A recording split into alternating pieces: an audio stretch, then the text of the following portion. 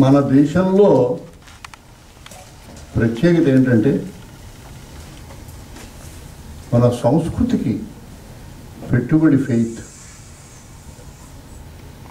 ఈ ఫెయిత్కి పెట్టుబడి దేవుడు. ఇవి రెండు ప్లేన్లలో విడతీస్తే దేవుడు అన్నవాడు మోక్షం ఇస్తాడో లేకపోతే ఇంకేదో కలిగిస్తాడో దానికి లాభం చేస్తాడో అవన్నీ పక్కన పెడితే దేవుడిని ప్రతి అంశంలోనూ ప్రతి అంశానికి ముడిపెట్టి దానికి బలమైన పునాదులు వేసిన ఒకే ఒక సంస్కృతి మన సంస్కృతి. సివిక్ సెన్స్ దగ్గర నుంచి, ఆలోచన దగ్గర నుంచి, ఆరోగ్యం దగ్గర నుంచి, పెళ్ళంతో బతకడం దగ్గర నుంచి, కొడుకుల్ని కండం దగ్గర నుంచి, మనం చచ్చిపోయిన తర్వాత మన శవాన్ని తగలపెట్టడానికి మన కొడుకు ఎంత అవసరం అన్న దగ్గర నుంచి, అంతకంటే అద్భుతమైన ఆలోచన ఎవరైనా చేసి ఉంటారా? ఈ సమాజానికి జరగాల్సిన మొదటి మేలు చచ్చిపోయిన శవానికి జరగాల్సిన ఇది కర్మ. ఎవడు చేస్తాడు ఆ కర్మ అంటే the nearest person can do it. Only that nearest person, the sun. అంతవరకు ఒక సివిక్ సెన్స్తో పెట్టిన విషయం. సన్ లేకపోతే ఒక గొప్ప మిత్రుడు ఉంటే, సన్ ఎక్కడో ఉంటే, కూతురే ఉంటే, కూతురంత గొప్పగా చేయగలిగితే ఇవన్నీ దాన్ని తీసుకోగలిగిన కొరాలరీస్. సో మన దేశంలో మన మతంలో కూడా భగవంతుడి గురించిన అంత మ్యూజు ఏ మతంలోనూ లేదు. జీసస్ క్రైస్ట్ గురించి ఇన్ని పుస్తకాలు రాసి ఉంటారని నేను అనుకోను. అల్లా గురించి రాశారని కూడా అనుకోను. గురునానక్ గురించి కూడా రాశారని అనుకోను. మన దేశంలో శ్రీకృష్ణుడి గురించి, శ్రీరాముడి గురించి, ఇంకో దేవుడి గురించి ప్రతి క్షణం, ప్రతి వ్యక్తి, ప్రతి కవి రాశారు. మొజార్ట్ సంగీతమే చేస్తాడు, త్యాగరాజు రాముడి గురించే పాడతాడు. Even the music was given an accent for the religion. Venkateswara Swami కాదు, మన ప్రవక్తలందరూ మన దేశంలో సమాజానికి అప్పుడు బతుకుతున్న జాతికి ఏది శుభప్రదమైందో, ఏది సుఖప్రదమైందో దాన్ని మతానికి అన్వయిస్తూ వచ్చారు. ఇది ప్రవక్త పని ఈజ్ ఎసెన్షియల్లీ సోషల్.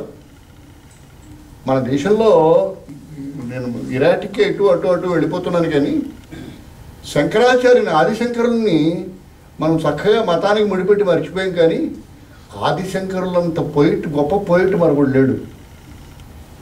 మనం నమస్కారం పెట్టి పెద్ద బొట్టు పెట్టుకుని పట్టుపంచి కట్టుకుని సౌందర్యలహరి చదివి మనకి పుణ్యం వస్తుంది అనుకుంటున్నాం. కానీ సౌందర్యలహరి అంత పొయిటిక్ జీనియస్ చూపించిన వాడు కానీ, శివానంద లహరి లాంటి పొయిటిక్ జీనియస్ చూపించిన వాడు కానీ, మనీషా పంచమం గురించి కానీ, కనకధారా స్తోత్రం గురించి కానీ, they were greatest poetic pieces. So we last a great poet into the maze of religion under the name of religion. More often than not, నేను అనుకుంటాను he was wrongly labeled poet అంటాను నేను.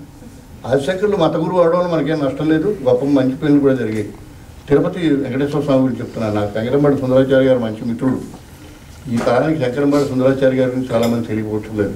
మళ్ళీ మీరు గుర్తు చేయాలి, సుదేష్ గారు స్త్రీ గురించి మాట్లాడాలంటే అక్కడ కనెక్ట్ చేస్తున్నాను. క్షేత్రరాజవంశు చెలువారు తిరుపతిపురములోన శేషగిరి తటాన కాపురంబు చేయు కాలశక్తి నాదు చిత్తమందుకొనము శ్రీనివాస అని పద్యం వచ్చాడు. ఇలాంటి 100 పద్యాలు వచ్చాడు నా స్వామి అని. ఈయన వైష్ణవుడు. బస్సులో కళాశిగా పనిచేశాడు, రైల్వే కళాశిగా పనిచేశాడు. తాగుతూనే చచ్చిపోయాడు. మా తెలుగు తల్లికి అనే పాట పాపం ఏదో సినిమాకి రాశాడు. ఆ సినిమా వాళ్ళు డబ్బులు ఇవ్వలేదు, ఆ సినిమా రాలేదు, ఈయన పోయాడు.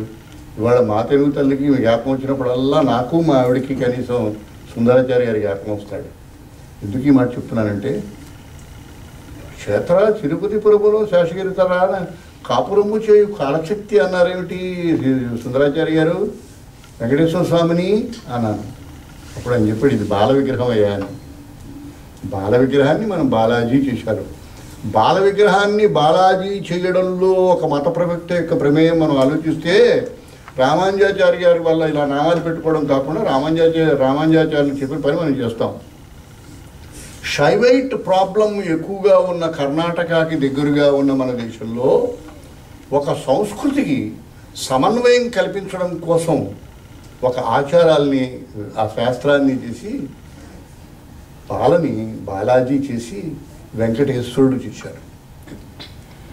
ఈ శైవైట్ రిచువల్ ఉన్న ఒకే ఒక వైష్ణవైట్ లార్డ్ వెంకటేశ్వర స్వామి. శైవైట్ రిచువల్ ఉన్న మీరు ఎప్పుడైనా ఒకసారి వెంకటేశ్వర స్వామి ఆలయానికి వెళ్ళి చూస్తే సింహం బొమ్మలు ఉంటాయి. పత్రి పూజ ఒక వెంకటేశ్వర స్వామికే ఉంది. దీనికి మనం చాలా గొప్ప కథలు అని చెప్పడం మనం we have all the genius to talk about the muse.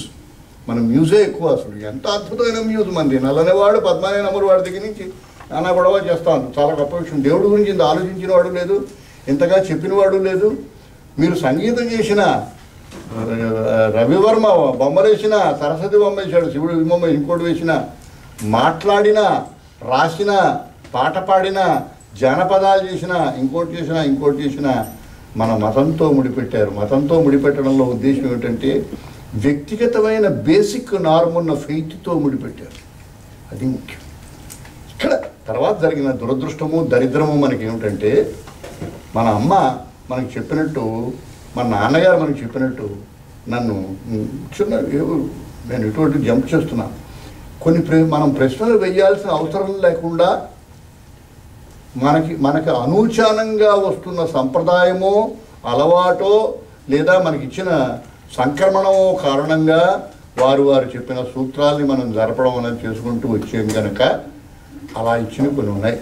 వేదం అంతా ఏం చెప్పిందో నాకు తెలియదు. ఒక మహానుభావుడు ఎవరు చెప్పచ్చు, వేద పండితుడు. కానీ దానిలో ఇచ్చిన నార్మ్స్ని పాటించడం అన్నది మనకి అనూచానంగా వచ్చింది. Not knowing that we will eventually develop a logical brain and start questioning answers to some questions which are beyond our comprehension. ఆ క్వశ్చన్లకు ఇదే మన కాంప్రహెన్షన్ లేని మనం ఇవాళ క్వశ్చన్ ప్రారంభించాం. రాముడు ఏమిటండి సీతని అడవికి పంపించాడు గడుపుతూ ఉన్న అమ్మాయిని, మరి మళ్ళీ వెనక్కి తెచ్చుకోలేట్టు కదా, ఇదేమి రాముడు అండి బాబు అన్నాడు మననే శాన్ ఫ్రాన్సిస్కోలో ఒక ఆయన. మీకు అర్థమైంది కదా. రాజధర్మం కంటే పెళ్ళాంతో తనకి ఉన్న సంబంధం కంటే కూడా రాజధర్మం ఎక్కువ అని భావించడం అనే ఒక సత్యాన్ని ఫోకస్ చేసిన ఒక ధర్మం ఈ దేశంలో నార్మ్. చీకట్లో ఎప్పుడైనా భోజనం చేస్తూ ఉంటే అన్నం తింటే పొలమారుతుంది. ఇప్పుడు డాక్టర్లు చాలామంది చెప్పగలరు. పొలమారినప్పుడు నాకు చచ్చిపోయిన ఒక మిత్రుడు ఉన్నాడు. పొరమారి చచ్చిపోవడం. మా నాయనమ్మ నాకు క్వశ్చన్ వేసేది. పొరమారగానే తల మీద ఇలా కొట్టేది. ఈ పొర ఏమైనా బాగుతుందేమో అని బేసిక్గా చేసే పని. అప్పుడు కూడా తెలియదు, చీకట్లో ఉన్నాం మనం. మామూలు దీపాల్లో పెరిగాం మనం. ఇటువంటి దీపాలు ఉంటే సంతోషించేవాళ్ళం. వీడి మీద షాడో ఉందేమో, షేడ్ ఉందేమో, ఆ దానిలో చేరుకున్నాడో లేదో, ఇంకా పొరలో ఉందేమో, బాబు నీ పేరేమిట్రా అంటే ప్రాణం నిలుపుకునే దశ నుంచి ప్రాణం ఆలోచించగలిగే దశ దాకా ఈ ప్రాణి రాగలిగితే అంతవరకు సేఫ్ అని. నీ పేరేంటి? మారుతీరావు. దేవుడి పేరు చెప్పు, లేకపోతే ఇంకెవడి పేరు చెప్పు, మనం ఏ విధిలోనో అని చెప్పు చేసినా ఇప్పుడు బొంచు. ఎంత క్లినికల్గా కనెక్ట్ చేశారు. పిడుగుపడితే ఏదో చెప్తారు మనకి కదండి. నేను డాక్టర్ తంబాయి అని ఒక డర్మటాలజిస్ట్ దగ్గరికి వెళ్ళా. నాకు ఇక్కడ చిన్న సోరియాసిస్ వచ్చింది. అప్పుడు నేను సినిమా నటుడు అయ్యాను. నాకు అప్పుడు 42 ఏళ్ళు. అంతవరకు ఈ దిక్కుమాల సోరియాసిస్ వల్ల నాకేం నష్టం రాలేదు. వస్తే వచ్చింది, అలా ఉంటుంది కాబోలు అనుకున్నాను. ఆయన కూడా చెప్పాడు, ఇవన్నీ సినిమాలో కనిపిస్తాయి, 24 ఫ్రేమ్స్ పర్ సెకండ్ ఎన్లార్జ్ అవుతుంది నీ ఫేసు. సో 24 ఫ్రేమ్స్ ఎన్లార్జ్ అవుతూ 250 టైమ్స్ ఎన్లార్జ్ చేసిన ఒక స్క్రీన్ మీద నీ మొహం చూస్తూ ఉంటే ఈ మచ్చ 300 రెట్లు పెరిగి ఉంటుంది స్టేజ్ మీద. So it better you go to a dermatologist. Doctor A Thambayya అని డాక్టర్ బీసీ రాయ్ అవార్డు పుచ్చుకున్న తను ఒక చిన్న తెల్లటి లుంగీను పంచా కట్టుకుని కూర్చున్నాడు. మా ఆవిడ నేను వెళ్ళాం. ఆయన చాలాసేపు చూశాడు. ఆయన చాలా పెద్ద డిగ్రీలో ఉన్నాయి, దేశంలో చాలా గొప్పవాడు. ఆయన నాకు ఇచ్చిన వైద్యం ఏమిటో తెలుసునండి. వెళ్ళిన తర్వాత మాత్రం ఏదో ఇవ్వాలి కదా. మా అమ్మకి చాలా చిన్న జబ్బు ఉంటూ ఉండేది. ఆ డాక్టర్ గారు వచ్చి బి కాంప్లెక్స్ మాత్రం ఇచ్చేవాడు. అమ్మా మీరు పొద్దుటే 8 గంటలకు భోంచేయండి, రాత్రి 7:30కే భోంచేసి పడుకోండి. డాక్టర్ గారు చెప్పారు 8 గంటలకు భోంచేయాలని. 7:45 నుంచి ప్రిపేర్ అయిపోయింది అని ఒక బి కాంప్లెక్స్ ట్యాబ్లెట్ ఇచ్చేవాడు. మార్చిలా మరేం పర్వాలేదు. బాబు ఆ బి కాంప్లెక్స్ మీరు ఇస్తే బాగుంటుంది, మేము ఇస్తే పుచ్చుకోదు ఆవిడ. డాక్టర్ ద్వారా వచ్చి శంఖంలో పోశారు కనుక. ఇప్పుడు నా శంఖం డాక్టర్ ఈయన తంబాయి గారు ఆయన అన్నాడు, నువ్వుల నూనె రాసుకుని ఎండలో అరగంట సేపు నిలబడి స్నానం చేయవయ్యా అన్నాడు. మరి ఈ మాత్రం ఏంటి? మరి ఆయన 200 రూపాయలు నేను ఇవ్వాలి కదా, ఆయన ఏదో మాత్ర ఇవ్వాలి కదా, ఆయన గొప్ప డాక్టర్ కదా, 2000లో నాకు చేస్తున్నాడు కదా వైద్యం, 2000లో వైద్యం చేస్తున్నాడు డాక్టర్ గారు, మందు ఇవ్వకపోతే ఎలాగా? 200 రూపాయలకి ఏదో ఇవ్వాలి కదా, వాళ్ళు దిక్కుమాలిన పాళ్ళు ఏమైనా ఉండుంటాయి కదా. But the basic thing when I came back, మా అమ్మమ్మకి చెప్పాను ఈ విషయం. నేను చిన్నప్పుడు చెప్పాను, పిచ్చముండా కొడగలరా మీరు, సన్లైట్లో ఎర్లీ రేస్లో ఉన్న ఆ రేస్, ఏ ఆల్ఫా రేసో బీటా రేసో ఏవో చచ్చాయి, దాని పక్కన నిలబడు అని ఎవరికైనా చెప్తే ఎవడైనా వింటాడా? We have accepted them as norms. Faith తర్వాత మరి ఆ 10 నిమిషాలు ఏం చేయాలి? తంబయ్య కనుక 25 నిమిషాలు చెప్పాడు, నేను షాప్ వాచ్ పెట్టుకుని 25 నిమిషాలు ఉంటాను, కానీ 25 నిమిషాలు నువ్వు అలా ఉంటూ ఏంది హిందూ పేపర్ చదువుకొని చెప్తాడని చేస్తాడా? దానికి ఏదో పెట్టాలి కదా. సూర్యుడి మీద ఒక పద్యం చదవరా? ఏదో పద్యం ఆదిత్యహృదయం చదువు. ఏమన్నాడు? ఆయన కాళ్ళలేని డ్రైవర్ వాడు ఉన్నాడు, వాడికి 2 పెళ్ళాలు ఉన్నారు, అయినా సూర్యుడు ఇక్కడి నుంచి అటుపక్క వెళుతూ ఉంటాడు. రకరకాల గొప్ప విషయాలు అన్నీ ఉన్నాయి దీనిలో. ఇది నిజమో కాదో పక్కన పెడదాం. నేను BSc ఆనర్స్ మ్యాథమెటికల్ ఫిజిక్స్ వాడిని. I have a terribly logical brain, but our peers, our ancient people had better logical brain, and the consequences కూడా ఆలోచించగలిగినంత అద్భుతమైన బ్రెయిన్ ఉన్న వాళ్ళు మనం చెయ్యాల్సిన చాలా పనుల్ని సింబలైజ్ చేసి మనకు అప్పచెప్పాడు. మనం అప్పుడప్పుడు అడుగుతూ ఉంటాం, ఎందుకు నాన్న నా 2 కాళ్ళతోటి మనం నడవాలి, 3 కాళ్ళతో వెధవా అలాంటి పని చేయకు, నేను చెప్పించేయి, మా నాయన చెప్పేవాడు ఎలాగంటాం, అలా అంటారనుకుని మనకు నేర్పారు.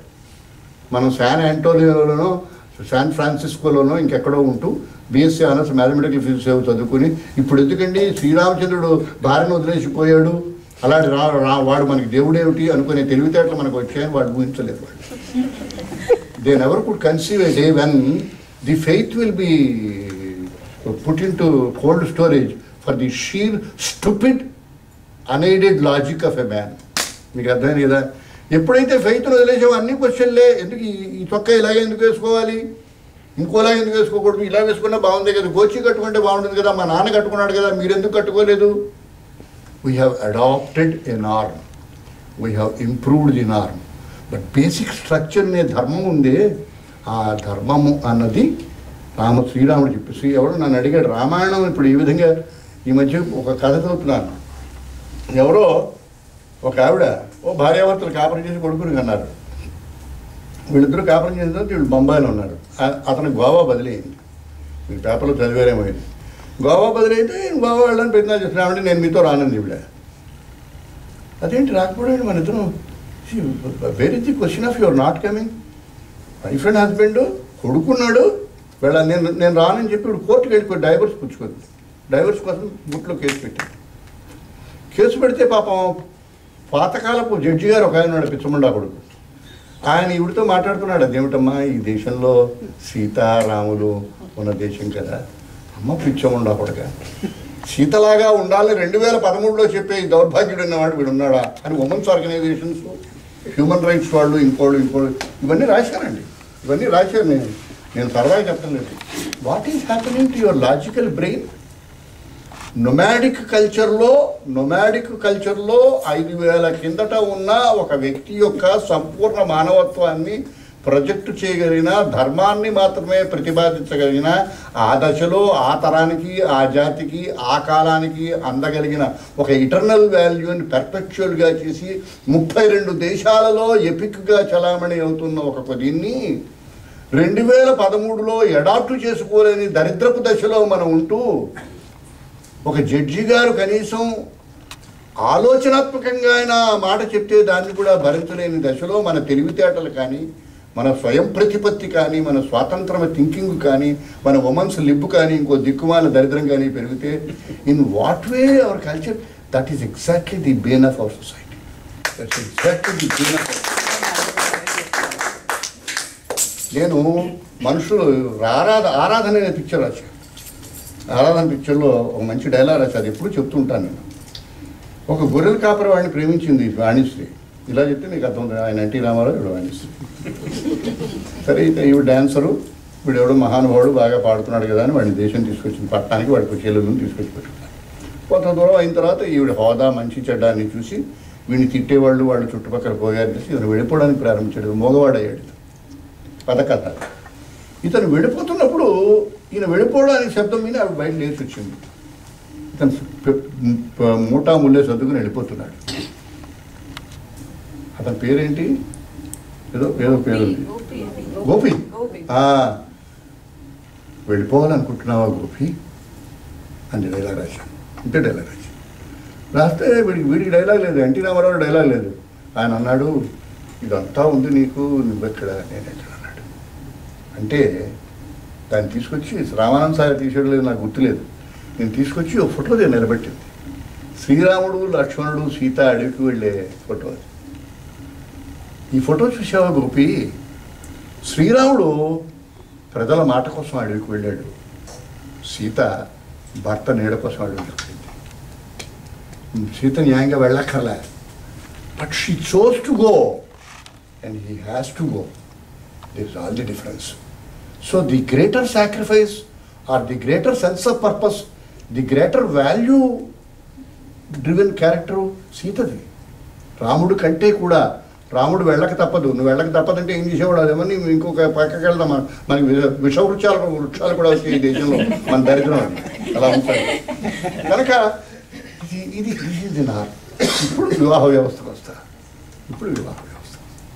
ఇందాక నేను చెప్పానే, మనం చచ్చిన తర్వాత మనకు జరగాల్సిన పని మన పని కాదు, సోషల్ పని. చాలా గొప్ప పని. కన్నదాసను గొప్ప పాట రాశాడు సినిమాకి. ఈ దేశంలో మనం బతికున్నంత కాలం అన్ని రుణాలు మనం తీర్చుకోగలము. ఈ నాకు ఉపకారం చేస్తే థ్యాంక్స్ అయినా చెప్పగలను, ఆవిడ నాకు అన్నం పెడితే దండమైనా పెట్టగలను, ఈవిడ నాకు ఇంకోటి చేస్తే డబ్బు అయినా ఇవ్వగలను. కానీ ప్రతి మనిషికి ఓ నలుగురికి తీర్చుకోలేని రుణం ఉండిపోతుంటా. అది చచ్చిపోయిన తర్వాత వాడి శవాన్ని మోసే నలుగురు ఉంటారు. వాళ్ళకి ఇప్పుడు దండం పెడుతున్నానయ్యా అని అన్నాడు. వాడు కొడుకో మిత్రుడో సమాజహితం చూసేవాడో ఇంకోడు.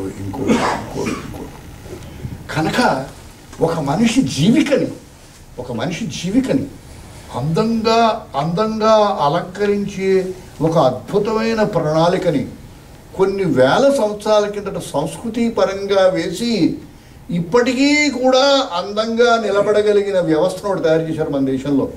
ఇప్పుడు నన్ను పలకరించిన నలుగురు ఆడవాళ్లే ఉన్నారు దీనిలో, మీలోనే ఉన్నారు వాళ్ళు. ఆవిడ పలకరించిన తర్వాత మా వారండి ఆయన అని చెప్పింది ఆవిడ. ఇంకొక ఆయన వంగూరు చిట్టంరాజు గారు ఒక ఆయన ఉన్నాడు, ఎప్పుడు మారుతిరావునే కూర్చోబెడతామండి, వాళ్ళ ఆవిడని కూడా కూర్చోబెడతామన్నాడు. ఇంకొక ఆవిడ కెమెరా పట్టుకుని నిలబడ్డారు, ఏమంటే మా నాన్నగారు వచ్చిన తర్వాత మేము ఫోటో తీయించుకుంటామండి. This is the strength of this వ్యవస్థ.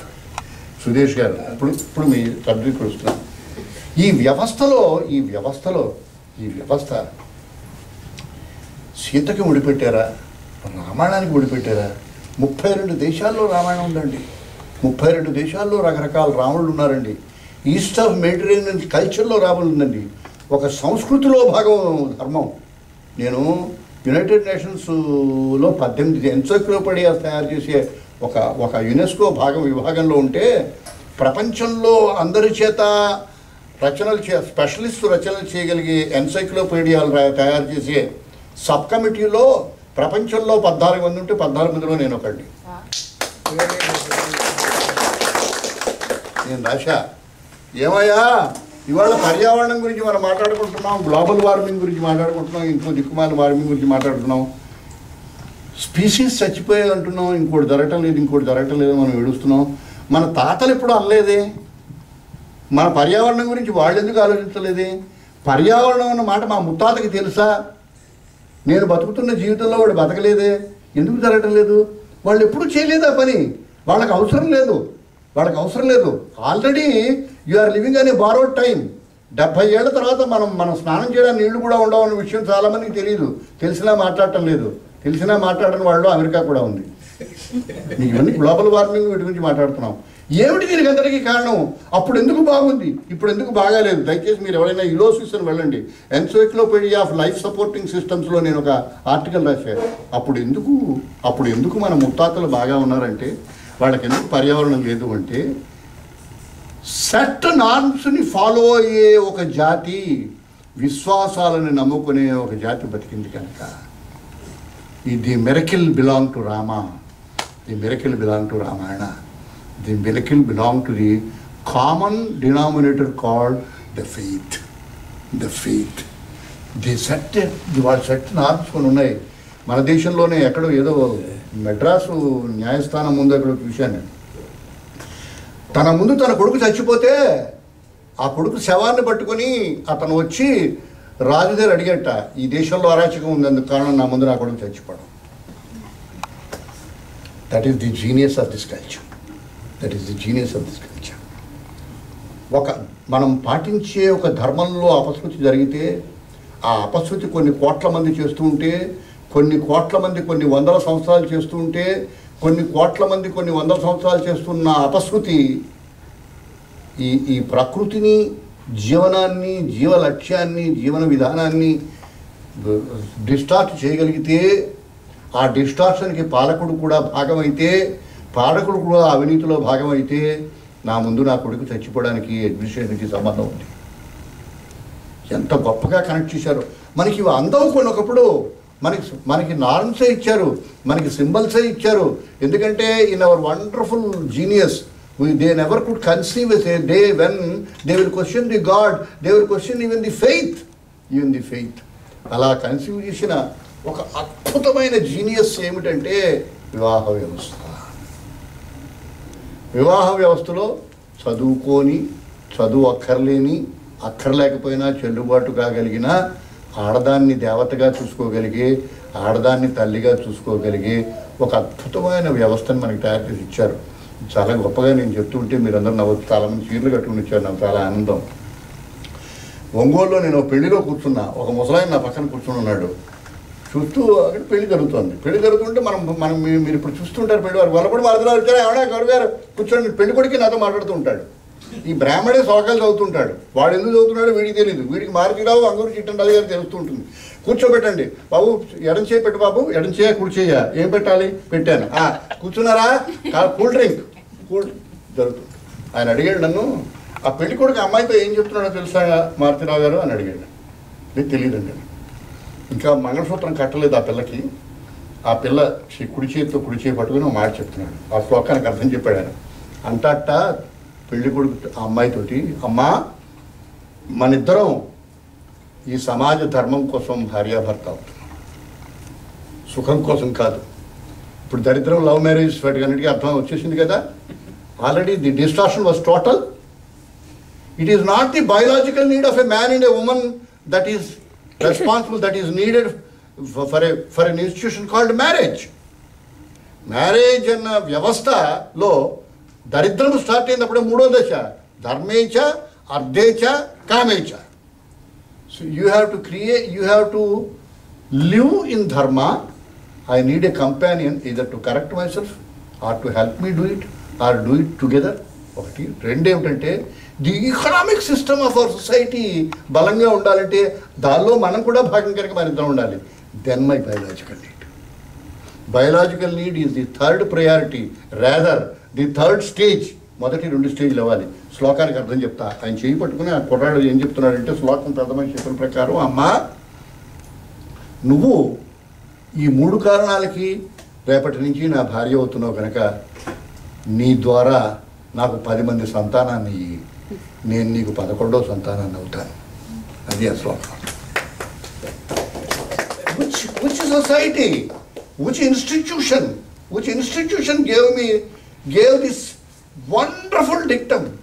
ఎంత ఉదాత్తత, ఎంత గొప్పతనం, ఎంత స్థాయిలో మన పీర్స్ ఆలోచించుంటారు ఈ శ్లోకాన్ని.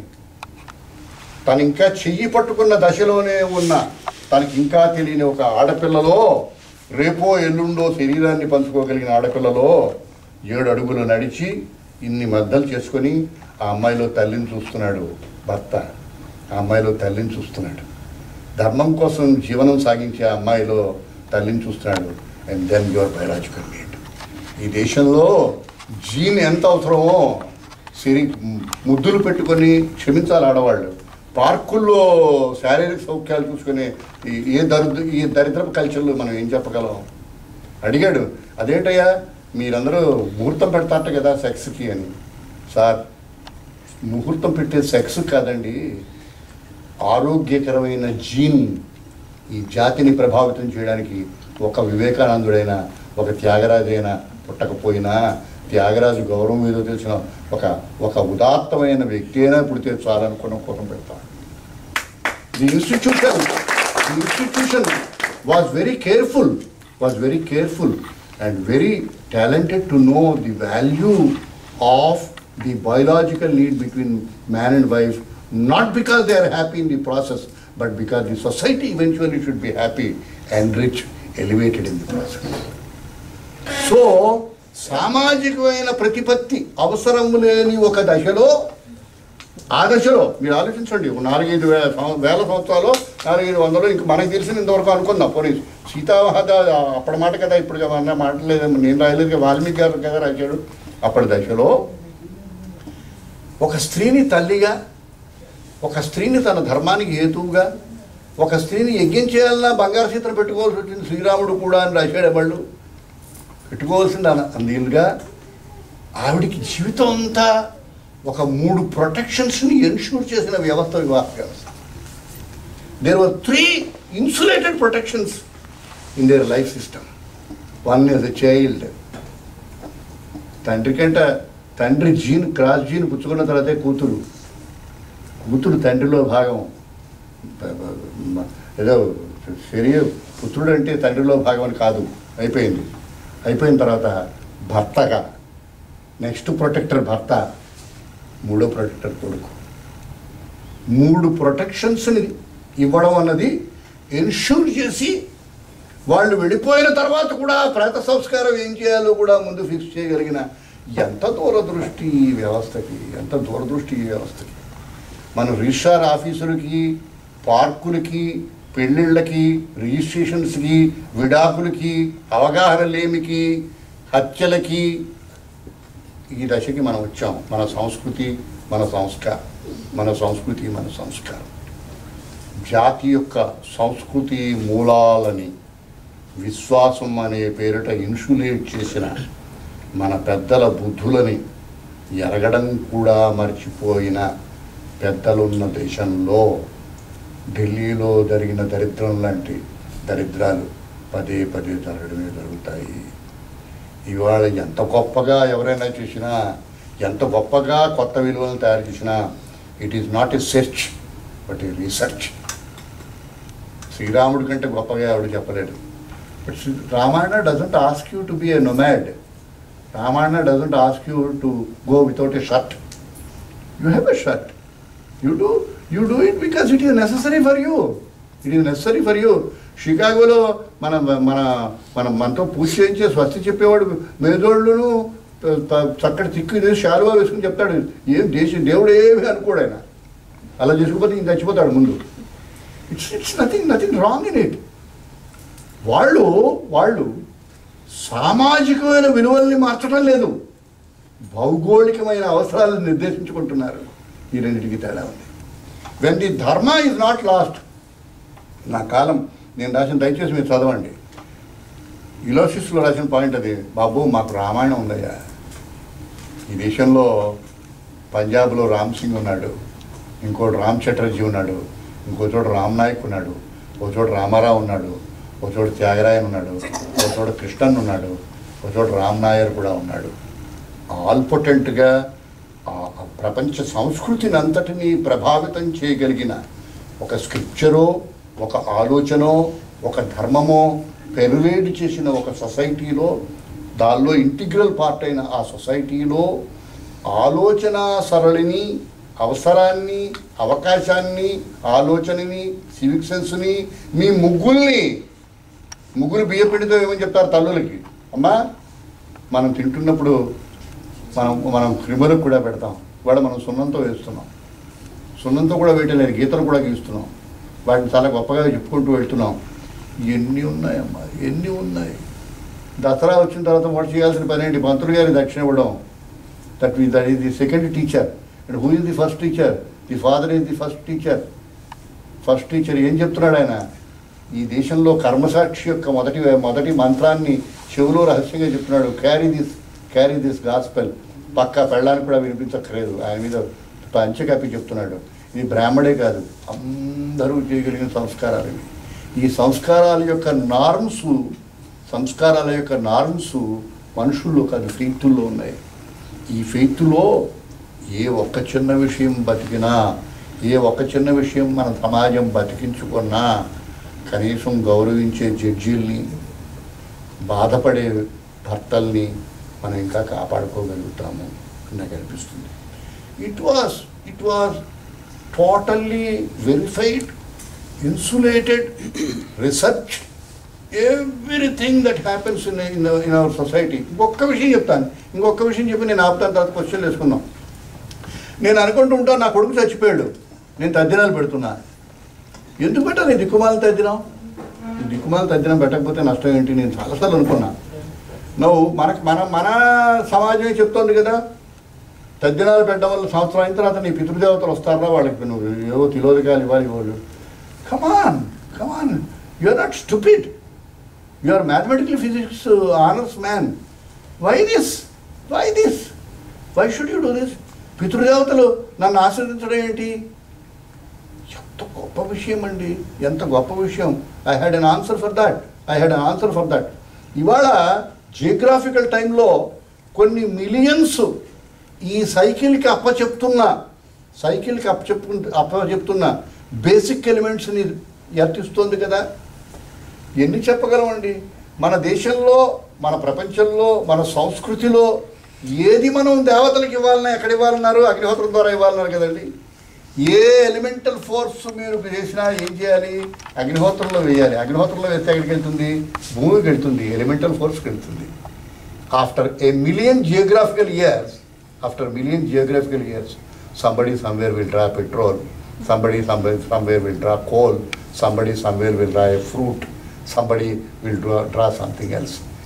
That means imagine our peers in their genius has said the mouth of civilization is fire.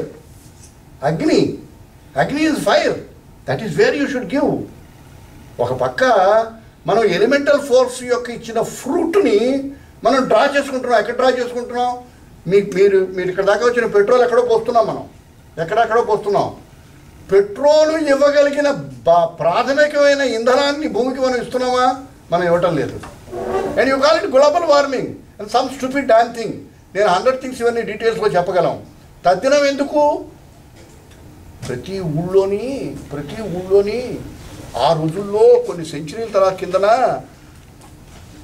Basic elemental force కావాల్సిన రోజుల్లో, ఎలక్ట్రిసిటీ రోజుల్లో ఒక అడ్రస్ మీకు ఎప్పుడు దొరుకుతుంది.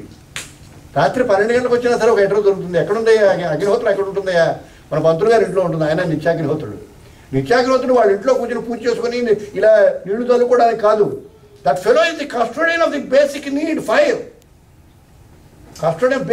Fire. You need fire to keep your temperature, to cook your food, to draw your life, to live. Now, basic cycle ఓ పక్క break చేసి కొన్ని శతాబ్దాలు, కొన్ని దశాబ్దాలు వాడుకోగలిగిన ఎలిమెంటల్ ఫోర్స్ని మనం డ్రా చేసుకుంటున్నాం. బేసిక్ ఎలిమెంటల్ ఫోర్స్కి ఇవ్వవలసిన రిచువల్ని మనం చేస్తూ ఉంటేంట ఇవాళ నేను చేస్తే నా పితృదేవతలు ఈ సమాజాన్ని నన్ను ఉద్ధరిస్తారు. సమాజాన్ని నన్ను ఉద్ధరించడం అంటే గొల్లపూడి మారుతుందని వాడి పెళ్ళాన్ని కాదు. మిలియన్ ఇయర్స్ తర్వాత ఈ సమాజం, మిలియన్ ఇయర్స్ తర్వాత ఈ సైకిల్ కంటిన్యూ అవుతున్నందుకు our ancestors will be grateful, whether ancestor is not there or not there. The cycle is being maintained. That cycle will give fruits to whom? To your మీ ముందు తరాల వారికి ఇస్తారు. దాన్ని మార్చిరావే ఎక్కలేదు. Anybody is my cycle, మీరందరూ మా cycle. మీకు అర్థమైంది కదా. ప్రిడేటర్స్ దగ్గరికి వెళ్ళండి. తాంజానియా వెళ్ళాను సెప్టెంబర్లో. వెళితే కొన్ని మిలియన్స్ ఆఫ్ జంతువులు అలా ప్రసవిస్తూ కనిపిస్తాయి. ఒక సింహం ఒక జంతువుని తింటే 4 టైర్స్లో 4 రకాల జంతువులకి ఆహారం అక్కడ తయారవుతుంది. It will eat a Deere. మేము చూసాం, వాడు డీర్ తింటోంది. దూరంగా హైనాస్ నిలబడతాయి, దూరంగా గుంటనక్కలు నిలబడతాయి, అవి తింటాయి. తర్వాత వల్చర్స్ తింటాయి. అవన్నీ అయిపోయిన తర్వాత బ్యాక్టీరియా తింటాయి. The entire thing will be sanitised. The cycle is complete.